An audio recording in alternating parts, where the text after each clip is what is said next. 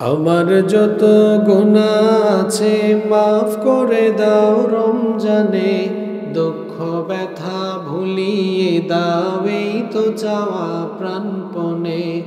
আমার যত গুনাহ আছে মাফ করে দাও রমজানে, দুঃখ ব্যথা ভুলিয়ে দাও এই তো চাওয়া প্রাণপণে। রমজানের হক আদায় করার শক্তি দাও প্রভু, তোমার শরণ থাকুক মনে, অন্তরে ভয় দাও প্রভু। রমজানের হক আদায় করার শক্তি দাও প্রভু, তোমার শরণ থাকুক মনে, অন্তরে ভয় দাও প্রভু। হৃদয়ে দাও তোমারি নূর এই তো চাওয়ান মনে, দুঃখ ব্যথা ভুলিয়ে দাও এই তো চাওয়া প্রাণপণে। আমার যত গুনাহ আছে মাফ করে দাও রমজানে, দুঃখ ব্যথা ভুলিয়ে দাও এই তো চাওয়া প্রাণপণে। মনের কালি দাও মুছে রহমতের রমজানে, হেরার আলো দাও ছড়িয়ে এই সমাজের সবখানে। মনের কালি দাও মুছে রহমতের রমজানে, হেরার আলো দাও ছড়িয়ে এই সমাজের সবখানে। জান্নাত যেন হয় ঠিকানা এই তো চাওয়া সপ্রাণে, দুঃখ ব্যথা ভুলিয়ে দাও এই তো চাওয়া প্রাণপণে।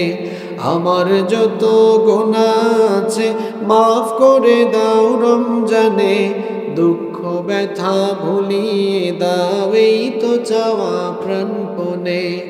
আমার যত গুনাহ আছে মাফ করে দাও রমজানে, দুঃখ ব্যথা ভুলিয়ে দাও এই তো চাওয়া প্রাণপণে। বাংলাদেশের ঐতিহ্যবাহী নোয়াখালী জেলার সুবর্ণচর উপজেলায় অবস্থিত আরিফিয়া যুব ফাউন্ডেশন পশ্চিম চরজব্বার ও এলাকাবাসীর যৌথ উদ্যোগে আয়োজিত আজকের এই তাফসিরুল কোরআন মাহফিলের মোহতারাম শ্রদ্ধাভাজন সভাপতি, আরিফ পঞ্চায়েত সমাজের সম্মানিত সভাপতি, এই এলাকার সর্বজন শ্রদ্ধেয় জনাব মোহাম্মদ শহীদ উদ্দিন, হাইয়াহুল্লাহ ওয়া আতালাল্লাহু উমরাহ ওয়া বারাকাল্লাহু ফি হায়াতিহি, আমরা সবাই বলি আমিন। আমার আগে দীর্ঘক্ষণ কোরআন এবং সুন্নাহর আলোকে অত্যন্ত তাৎপর্যপূর্ণ এবং হৃদয়গ্রাহী আলোচনা পেশ করেছেন বিশিষ্ট আলেমে দ্বীন জনাব হযরত মাওলানা কারি আব্দুল মান্নান সাহেব। আজকের মাহফিলে আরও বক্তব্য রেখেছেন জনাব হযরত মাওলানা হাফেজ এম এনামুল হাসান সাহেব, হাফিজাহুমুল্লাহ ওয়া রাআহুম ওয়া আতালাল্লাহু উমরাহুম ওয়া নাফাআল্লাহু বিহিমুল উম্মাহ ওয়া জাআলাহুম দাঈয়ান মাহিরান ওয়া বাহিরান লিখিদমাতিদ দ্বীন, আমরা সবাই বলি আমিন। উপস্থিত হযরত উলামায়ে কেরাম, উপস্থিত এই এলাকার গণ্যমান্য এবং বিশিষ্ট ব্যক্তিবর্গ, আমার সামনে বসা পিতৃতুল্য সম্মানিত মুরব্বিয়ানে ইযাম, যুগে যুগে আল্লাহর জমিনে আল্লাহর দ্বীন প্রতিষ্ঠায় যারা অগ্রসেনানীর ভূমিকা পালন করেছেন, আমার কলিজার টুকরা প্রিয় যুবক, তরুণ এবং ছাত্র ভাইয়েরা, পর্দার আড়াল থেকে শ্রবণরতা শ্রদ্ধেয়া মা এবং বোনেরা, প্রিয় পশ্চিম চরজব্বর তথা আমার প্রিয় সুবর্ণচর নোয়াখালীবাসী, আপনারা সবাই কেমন আছেন?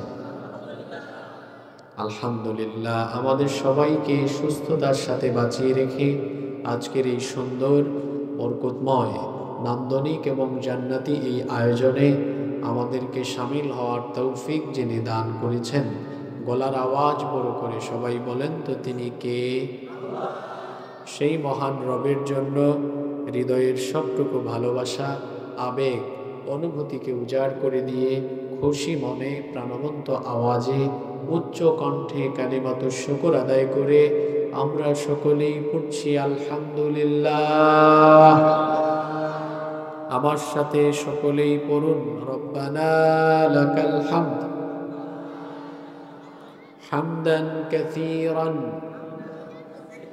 তাইয়িবান মুবারাকান ফীহি। সবাই পড়ুন ইয়া রব্বি লাকাল হামদু ওয়া লাকাশ শুকরু কামা ইয়ানবাগি লিজালালি ওয়াজহিকা ওয়া আযীমি সুলতানিকা। মোহাম্মতে সবাই পড়ুন লাকাল হামদু বিল ঈমান ওয়া লাকাল হামদু বিল ইসলাম ওয়া লাকাল হামদু বিল কোরআন। আল্লাহ তাআলার শুকরিয়া আদায় করার পর অসংখ্য অগণিত দুরূদ এবং সালাম পেশ করছি খাতামুন নবিয়্যিন আশরাফুল আম্বিয়া ওয়াল মুরসালিন রাহমাতাল লিল আলামিন নবিয়্যুনা ওয়া সাইয়্যিদুনা ওয়া কুদওয়াতুনা মুহাম্মাদুর রাসূলুল্লাহ। সবাই পড়ুন সাল্লাল্লাহু আলাইহি ওয়াসাল্লামের প্রতি, যাকে আল্লাহ তাআলা মানব জাতির হেদায়েতের জন্য প্রেরণ করেছেন। আল্লাহুম্মা সাল্লি আলাইহি আল্লাহুম্মা বারিক আলাইহি। প্রিয় সুবর্ণচরবাসী, ঘড়ির কাঁটা থেমে নেই, সময় ফুরিয়ে যাচ্ছে। এজন্য অপ্রাসঙ্গিক কথা বলে আমরা সময়ের বরকত নষ্ট করতে চাই না। সরাসরি আমরা আল্লাহর কালাম থেকে হেদায়েতের উদ্দেশ্যে কিছু কথা বলতে চাই এবং শুনতে চাই ইনশাআল্লাহ। আল্লাহ তাআলা আমাদেরকে হেদায়েতের নিয়তে বলার এবং শোনার তৌফিক দান করেন। আমরা সবাই বলি আমিন। আমরা কোরআনের মাহফিলে এসেছি। এই কোরআন আজ থেকে ১৫০০ বছর আগে যিনি নাজিল করেছেন, জোরে বলেন তো তিনি কে? এই কোরআন আল্লাহ তাআলা কেন নাজিল করলেন? আমরা যেন শুধু কোরআন তিলাওয়াত করি, খতম করি। আমরা যেন কোরআন মুমূর্ষু রোগীর পাশে বসে তিলাওয়াত করি, কোনো মানুষ মারা গেলে তার জন্য খতম পড়ি, অথবা কোরআন তিলাওয়াত করে ঝাড়ফুঁক বা তাবিজ লিখি। শুধুমাত্র এই কারণে কি আল্লাহ তাআলা কোরআন নাজিল করেছেন? জোরে বলেন, এজন্য নাজিল করেছেন না। তাহলে কোন উদ্দেশ্যে আল্লাহ তাআলা আমাদেরকে এই কিতাব দিলেন? কেন আল্লাহ আমাদের জন্য এই কোরআন নাজিল করলেন? এই জবাব কি কোরআনে কারিমের ভেতরে নাই? কোরআনুল কারিমের 14 নম্বর সূরা, সূরা ইব্রাহিমের প্রথম আয়াতে আল্লাহ তাআলা বললেন আলিফ লাম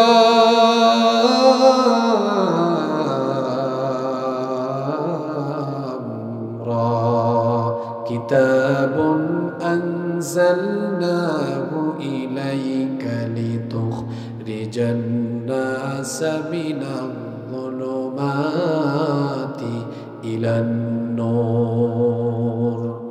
আল্লাহ তাআলা বলছেন, ও আমার হাবিব, আমি আপনার উপরেই কিতাব নাজিল করেছি যেন আপনি লিতুখরিজান নাসা মিনাল যুলুমাতি ইলান নূর, যেন আপনি মানুষদেরকে অন্ধকার পথ থেকে আলোর পথে নিয়ে আসতে পারেন। কোরআনের পথ ছাড়া দুনিয়াতে যত পথ আছে সব পথ হলো অন্ধকার। একমাত্র কোরআনের পথ হলো আলোকিত পথ, কোরআনের পথ হলো জান্নাতের পথ। কারণ কোরআনের মাধ্যমে জান্নাতের পথের দিশা আমাদেরকে যিনি দিয়েছেন, গলার আওয়াজ বড় করে সবাই বলেন তিনি কে? আজ থেকে ১৫০০ বছর আগে আল্লাহ নবীর কাছে কোরআন নাজিল হলো। আর আল্লাহ বললেন, নবী আপনার কাছে আমি কোরআন নাজিল করেছি যেন আপনি মানুষদেরকে কোরআন দিয়ে আলোকিত পথ দেখাতে পারেন। এই কোরআন হলো আপনাকে আলোর পথ দেখানোর জন্য একটা আলোকবর্তিকা। এজন্য রব্বুল আলামিন কোরআনুল কারীমের ৪ নম্বর সূরা সূরাতুন নিসা এর ১৭৪ নম্বর আয়াতে বলছেন, ইয়া আইয়ুহান নাসু ক্বাদ জাআকুম বুরহানুম মির রাব্বিকুম وأنزلنا إليكم نورا مبينا আল্লাহ তাআলা বলছেন, হে মানব জাতি, তোমাদের রবের কাছ থেকে তোমাদের কাছে এসেছে বুরহান, সুস্পষ্ট প্রমাণাদি, অর্থাৎ মুহাম্মাদুর রাসূলুল্লাহ, আমরা বলি সাল্লাল্লাহু আলাইহি ওয়াসাল্লাম, এবং তার কাছে আমি তোমাদেরকে আলোকিত পথ দেখাবার জন্য দিয়েছি এই কোরআন। আল্লাহ এই কোরআনকে নূর বলেছেন। জোরে বলেন, এই কোরআনের নাম কি? আস্তে বলবেন না, সবাই বলেন, কোরআনের নাম কি? ওয়া আনজালনা ইলাইকুম নূরাম মুবিনা, আর আমি তোমাদের জন্য এই প্রকাশ্য নূর অর্থাৎ কোরআন নাজিল করলাম। আল্লাহ তাআলা তার নবীকে এমন এক সময়ে দুনিয়াতে পাঠিয়েছিলেন যখন পুরো দুনিয়া অন্ধকারে নিমজ্জিত ছিল। আল্লাহ তাআলা মক্কাতুল মুকাররমার কুরাইশ বংশে আল্লাহর নবীকে পাঠালেন। তখনকার চারপাশের পরিস্থিতি ছিল এমন, গোটা সমাজের মানুষগুলো মানবতাবোধ ভুলে গিয়ে সকলেই হানাহানি, মারামারি, বিশৃঙ্খলা, কাটাকাটি, রক্তপাত, অন্যায়, বিচার, জুলুমে, নির্যাতনে গোটা সমাজ ব্যবস্থাটাকে তারা ধ্বংস করে ফেলেছিল। এই সমাজের মানুষগুলো ছিল অসভ্য, মানুষগুলো ছিল অত্যন্ত বর্বর। কন্যা সন্তান জন্ম নিলে জীবিত অবস্থায় তারা মাটিতে পুঁতে ফেলতো। বাজারে যেমন মাছ কেনাবেচা করা হয়, সবজি কেনাবেচা করা হয়, তেমনি ভাবে নারীদেরকে তারা বাজারে কেনাবেচা করত। বিবাহ শাদী ছাড়াই তারা নারীদেরকে ভোগ করত, নারীদেরকে ভোগের পণ্য বানিয়েছিল। অল্প সামান্য বিষয়কে কেন্দ্র করে এক গোষ্ঠী আরেক গোষ্ঠীর সাথে ঝগড়া বিবাদে, ফাসাদে লিপ্ত হয়ে যেত। রক্তারক্তি, খুনাখুনি সেই সমাজে ছিল নিত্য নৈমিত্তিক ব্যাপার। অজ্ঞতায় পরিপূর্ণ, জেহালতে পরিপূর্ণ এই সমাজ, এবং এই সমাজের মানুষদেরকে আল্লাহ নবী পরিবর্তন করার জন্য আল্লাহ নবীর কাছে কোরআন দিলেন। আর এই কোরআন পাওয়ার পরে আল্লাহ নবী এই কোরআন দিয়ে মানুষগুলোকে আলোকিত শিক্ষায়, এই কোরআনের দীক্ষায় দীক্ষিত করার পরে এই কোরআনের আলোয় আলোকিত মানুষ দিয়ে আল্লাহ নবী আলোকিত একটি সমাজ গোটা পৃথিবীবাসীর জন্য, আলোকিত একটি সমাজ তৈরি করে দিয়ে গোটা পৃথিবীর জন্য আল্লাহ নবী দৃষ্টান্ত রেখে গেলেন। এই কোরআন এর দাওয়াত নবী শুরু করলেন। কোরআনের দাওয়াত আরম্ভ করার পরে 13 বছর মক্কায় জুলুম নির্যাতনের জাতাকলে আল্লাহ নবী এবং সাহাবীরা পিষ্ট হয়েও ধৈর্য ধারণ করে কোরআনের আলো সব দিকে ছড়িয়ে দিতে লাগলেন। কোরআন দিয়ে মানুষ তৈরি করলেন। এরপরে মদিনায় যাওয়ার পরে কোরআন দিয়ে তৈরি করা এই মানুষগুলোকে সাথে নিয়ে আল্লাহ নবী একটি রাষ্ট্র প্রতিষ্ঠা করলেন, যেই রাষ্ট্রের সংবিধান হলো, জোরে বলেন, আল্লাহ নবী ওফাতের আগ পর্যন্ত মদিনায় 10 বছর মদিনার রাষ্ট্র পরিচালনা করলেন। যার বিধান দিয়ে, জোরে বলেন তো তিনি কে? আরো জোরে বলতে হবে, তিনি কে? তাহলে দেশ পরিচালনা, রাষ্ট্র পরিচালনার আদর্শ, রীতি নীতি, নিয়ম কানুন, তরিকা আমার নবীর জীবনের ভেতরে আছে না নাই? জোরে বলতে হবে, আছে না নাই? এখন কেউ যদি বলে যে দেশ চালানোর সাথে, রাষ্ট্র পরিচালনার সাথে ইসলামের কোনো সম্পর্ক নাই, কোরআনের কোনো সম্পর্ক নাই, তাহলে আপনারা বলেন তো আদৌ কি তার ঈমান আছে? জোরে বলতে হবে, আছে? ইসলাম তো হলো পরিপূর্ণ পূর্ণাঙ্গ জীবন ব্যবস্থা, কোরআনও হলো পরিপূর্ণ একটি জীবন বিধান। এখন কেউ যদি বলে কোরআন দিয়ে রাষ্ট্র পরিচালনা এটা সম্ভব নয়, এবং কোরআন দিয়ে রাষ্ট্র পরিচালনা এটা যৌক্তিক নয়, এটা ঠিক নয়, তাহলে আপনারা বলেন তো সে কি আদৌ আমার নবীর জীবনের সকল দিক এবং বিভাগকে বিশ্বাস করে? বিশ্বাস করে না। যদি সে বিশ্বাস করত তাহলে এমন কথা বলতো না। দেখেন না কি আশ্চর্য আশ্চর্য কথা বলে। কোরআন দিয়ে রাষ্ট্র পরিচালনার কথা বললে বলে এটা ধর্ম ব্যবসা। কোরআন দিয়ে রাষ্ট্র পরিচালনা এটা ধর্ম ব্যবসা নয়, বরং এটা হচ্ছে নবীজির রেখে যাওয়া সুন্নাহ, রেখে যাওয়া আদর্শ। সম্মানিত উপস্থিতি, আল্লাহ নবী কোরআন দিয়ে মানুষ তৈরি করলেন। এক ব্যক্তি দিয়ে তো আরেকটা দেশ চালানো যায় না, কারণ একটা রাষ্ট্র ব্যবস্থা বিভিন্ন জায়গায় লোক সেট করতে হয়। লোক সেট করতে হয় না? লোক সেট করতে হয় একটা রাষ্ট্রের সর্বোচ্চ জায়গায়, হেড অফিসগুলোতে, তারপর বিভিন্ন বিভাগীয় শহরে, জেলা শহরে, উপজেলা শহরে সরকারের বিভিন্ন কর্মকর্তা কর্মচারী থাকে কি থাকে না?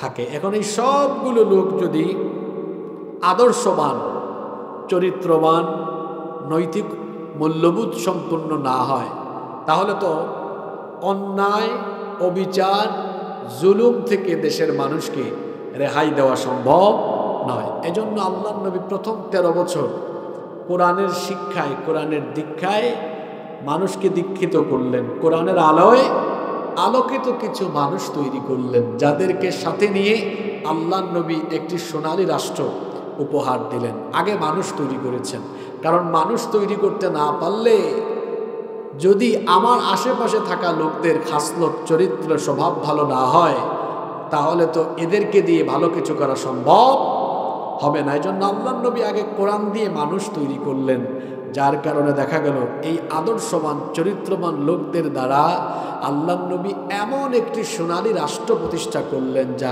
আজ পর্যন্ত পৃথিবীর মানুষের কাছে দৃষ্টান্ত হিসেবে আছে। সুবহানাল্লাহ। এই যে আমাদের 56,000 বর্গ মাইলের এই সোনার বাংলাদেশ, এই বাংলাদেশে আসলে সম্পদের কোনো অভাব নাই, অনেক সম্পদ আছে। আমার দেশের মাটি আপনি দেখেন, এখানে যা ফেলা হয়, যা চাষ করা হয়, হয়ে যাচ্ছে। মাটিতে উর্বরতা শক্তি আছে না নাই? আছে। এই মাটির উপরে আল্লাহর নেয়ামত আছে। এই দেশে অনেক খনিজ সম্পদও আছে, পাথর আছে, গ্যাস আছে, আছে না? আছে, অনেক খনিজ সম্পদ আছে, সম্পদের অভাব নাই। এই দেশে যেমন সম্পদের অভাব নাই, তেমনি এই দেশে চোর, ডাকাত, দুর্নীতিবাজেরও কোনো অভাব নাই। আর আমার দেশে চোর হলো 2 জাতের। চোর কয় জাতের? 2 জাতের। একটা হলো অভাবের চোর, আর আরেকটা হলো স্বভাবের চোর। আমি এখানে আসার সময় দেখলাম রাস্তার ধারে, রাস্তার কাছে আলু ক্ষেত আছে, তাই না? আসার সময় দেখলাম এক লোক, তার ঘরে কোনো খাবার দাবার নাই। তার বউ বলতেছে, দেখো ঘরে কিন্তু কোনো খাবার দাবার নাই। এখন এই পথ দিয়ে আসার সময় সাইডে দেখেছে আলুর ক্ষেত। নেমে যদি কিছু আলু তার গামছার মধ্যে বা তার লুঙ্গির মধ্যে ঢুকায়া ধানের ভাবে কেউ আছে কিনা দেখে দৌড় মারে, লোকটা যে চুরি করে নিয়ে গেল। আপনারা বলেন তো, এটা অভাবের চোর না স্বভাবের চোর? জি, অভাবের চোর। অভাব আছে, এই জন্য চুরি করে ফেলেছে। আরেক লোক ঢাকায় থাকে, সচিব, ডিসি, এসপি বা আরো গুরুত্বপূর্ণ পদ।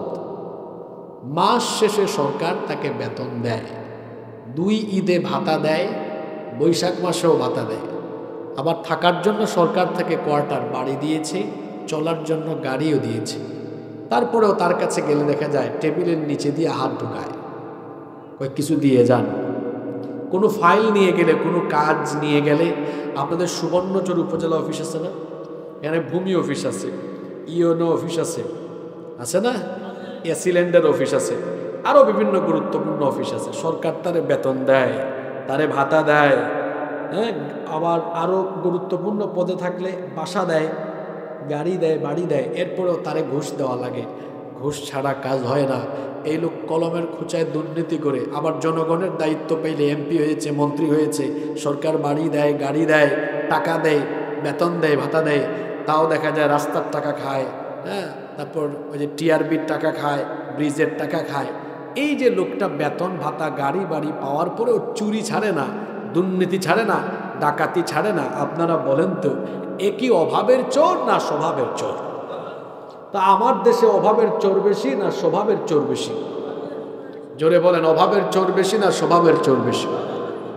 এই যে আমার জেন জি জেনারেশন জুমার, এই ভাইয়েরা এত কষ্ট করে রক্ত দিয়ে, জীবন দিয়ে, এবং এই দেশের জনতা মিলে ঐক্যবদ্ধভাবে এই বাংলাদেশকে জুলুম মুক্ত করলেন। এই বাংলাদেশ প্রকৃতভাবে এখনো জুলুম মুক্ত হয়নি, কারণ আপনারাই একটু আগে বলেছেন আমার দেশে অভাবের চাইতে স্বভাবের চোর বেশি। বিশ্বাস করেন, ওই চেয়ারগুলোতে থাকা স্বভাবের চোরদেরকে ওই চেয়ার থেকে সরিয়ে যতদিন না কোরআনের আদর্শে আদর্শিত, কোরআনের শিক্ষায় শিক্ষিত, নৈতিক মূল্যবোধ সম্পন্ন চরিত্রবান আল্লাহওয়ালা পরহেজগার লোকদেরকে ওই চেয়ারে বসানো না যাবে, ততদিন পর্যন্ত বাংলাদেশের পরিবর্তন সম্ভব হবে না। তাহলে বোঝা গেল ওই সব চেয়ারগুলোতে কোরআনওয়ালা মানুষ লাগবে, নইলে পরিবর্তন সম্ভব নয়। আচ্ছা আপনারা বলেন তো, একটা গাড়ি, এই গাড়ি ছাড়ার পরে গন্তব্য পর্যন্ত পৌঁছানোর জন্য, এই গাড়ি পরিচালনার জন্য যাত্রী বেশি গুরুত্বপূর্ণ না চালক বেশি গুরুত্বপূর্ণ? জোরে বলেন। চালক, ড্রাইভার, চালক যদি খারাপ হয় তাহলে দেখা যাবে গাড়ি রাস্তা থেকে পড়ে যাবে কোথায়? খালে, রাস্তায় আর থাকবে না। একটা দেশ যারা চালাবেন, যারা বিভিন্ন চেয়ারে বসে ড্রাইভ করবেন, দেশটাকে এগিয়ে নিয়ে যাবেন, তারা যদি চোর হন, ডাকাত হন, দুর্নীতিবাজ হন, আপনারা বুঝদার মানুষ, আপনারা বুঝবেন, তাহলে তো দেশ একেবারে রসাতলে চলে যাবে। আর ড্রাইভার, চালক যদি আল্লাহওয়ালা, পরহেজগার, সৎ মানুষ, ভালো মানুষ হয়, তাহলে গাড়ির ড্রাইভার ভালো হলে যেমন গাড়ি সুন্দরভাবে চলে গন্তব্যে পৌঁছায়, ঠিক তেমনি রাষ্ট্র পরিচালনার বিভিন্ন জায়গায় চালক হয়ে যারা থাকবেন তারা সৎ আল্লাহওয়ালা পরহেজগার হলে ওই দেশও দ্রুত গতিতে উন্নতি আর সমৃদ্ধিতে এগিয়ে যায়। তাহলে বোঝা গেল আমার এই দেশটাকে সুন্দর করে সাজাতে হলে আমার এই দেশের জন্য সুন্দর মানুষ দরকার, ভালো মানুষ দরকার। আর কোরআনের শিক্ষা ছাড়া কি ভালো মানুষ, পূর্ণাঙ্গ ভালো মানুষ হওয়া আদৌ সম্ভব? জোরে বলেন সম্ভব। এজন্য ফর্মুলা নিতে হবে আল্লাহ নবীর কাছ থেকে। আপনাদের কি কষ্ট হচ্ছে নাকি? মাঝখান থেকে যারা উঠা বসা করেন 1 মিনিট সময় দিলাম, যাদের জরুরত আছে, পান খাবেন, বিড়ি খাবেন, ওয়াশরুমে যাবেন, চলে যান। আর যারা শেষ পর্যন্ত থাকবেন, আরও কয়েক মিনিট থাকার নিয়ত আছে, আপনারা থাকেন। আমি খুব লম্বা সময় বক্তব্য রাখি না, অভ্যাসও নাই। আমার কথা শুরু হয়ে গেছে ওই যখন খুতবা শেষ করেছি তখন থেকে, মূল কথা আমার শুরু হয়ে গেছে অনেক আগে। এই জন্য যাদের ধৈর্য আছে আরও 20, 30, 40 মিনিট থাকতে পারবেন, আপনারা থাকেন। আর যাদের এত সময় ধৈর্য কোলানো সম্ভব না, বেশি ব্যস্ত, এই বেশি ব্যস্ত ওরা চলে যান, এদের কোনো দরকার নাই। কারণ সংখ্যা দিয়ে পৃথিবীতে কোনো যুগে কোনো কালে মুসলমানরা বিজয়ী হয় নাই, মুসলমানরা সংখ্যা দিয়ে এগিয়ে যায় নাই, মুসলমানরা এগিয়ে গিয়েছে কোয়ালিটি দিয়ে, কোয়ান্টিটি দিয়ে নয়। মুসলমানরা এগিয়েছে কি দিয়ে? কোয়ালিটি দিয়ে। এজন্য আমাদের কোয়ালিফাইড মানুষ দরকার। যুগ জামানা পাল্টে দিতে চাই না অনেকজন, একজনে আনতে পারে জাতির। ডাকাতিও ছিল না, ছিনতাই নাই, রাহাজানি নাই, অন্যায় অপরাধ নাই। একটি আদর্শ রাষ্ট্র প্রতিষ্ঠা হয়ে গেল আল্লাহর কোরআনের বদৌলতে। আল্লাহু আকবার করেন। আমরাও নবীর আদর্শে আদর্শিত হয়ে কোরআনের আদর্শে আদর্শিত একটি সমাজ এবং রাষ্ট্র চাই কি চাই না? যেভাবে আপনারা জবাব দিলেন মনে হয় আপনারা চান না। সবাই বলেন চান কি চান না? ঠিক আছে, এই জবাব এখন না দিলেও 20-25 মিনিট পরে ঠিকই আপনারা জবাব দিলেন। কারণ মানুষের একটা খাসলত হলো লাভ আছে যেদিকে, মানুষ আছে সেই দিকে। আগে আপনাদের লাভ হবে না লস হবে এটা আপনারা শুনেন। যদি রাষ্ট্র ব্যবস্থায় কোরআন থাকে, যদি কোরআন দিয়ে দেশ পরিচালনা করা হয়, জনগণ হিসাবে আপনাদের লাভ আছে না নাই এটা আগে জানবেন, তারপরে বলবেন ইনশাআল্লাহ। আমরা আজকে কোরআন দিয়ে রাষ্ট্র পরিচালনা বা রাষ্ট্র ব্যবস্থায় কোরআন থাকার প্রয়োজনীয়তার উপরে বেশ কিছু পয়েন্ট তুলে ধরবো ইনশাআল্লাহ। নাম্বার 1, 1 নম্বর, কেন রাষ্ট্র ব্যবস্থায় কোরআন দরকার? 1 নম্বর কারণ হলো কোরআনের আইন হলো আল্লাহর আইন। আল্লাহর আইন কি ঘন ঘন কিছুদিন পর পর চেঞ্জ হয়, পরিবর্তন হয়? জোরে বলতে হবে, চেঞ্জ হয়। আচ্ছা, এই কোরআন 1500 বছর আগে নাজিল হয়েছে, এই এত বছরে কি কোরআনের কোনো একটা অক্ষরের কোনো একটা নোক্তার পরিবর্তন হয়েছে? হওয়ার সম্ভাবনা আছে? হবে না। তাহলে বোঝা গেল আল্লাহর আইনের কোনো পরিবর্তন হয় না। কিন্তু আপনারা বলেন তো, মানুষ যখন আইন বানায়, এই আইন কিছুদিন পর পর পরিবর্তন হয় কি হয় না? যেমন আমাদের দেশ স্বাধীন হয়েছে 1971 সালে। 1971 সালের পরে 2025, এই 54 বছরে বাংলাদেশের সংবিধান মোট সংশোধন হয়েছে 17 বার। কতবার? এখন ইউনূস সাহেব যদি আরেকবার করেন, আরো একবার বাড়বে, হবে কত? 18 বার। এখন আপনারা আমাকে বলেন তো, যারা বা যে দল বা যে ব্যক্তি সংবিধান সংশোধন করে, সে কি আগে জনগণের কথা চিন্তা করে না নিজের স্বার্থ চিন্তা করে?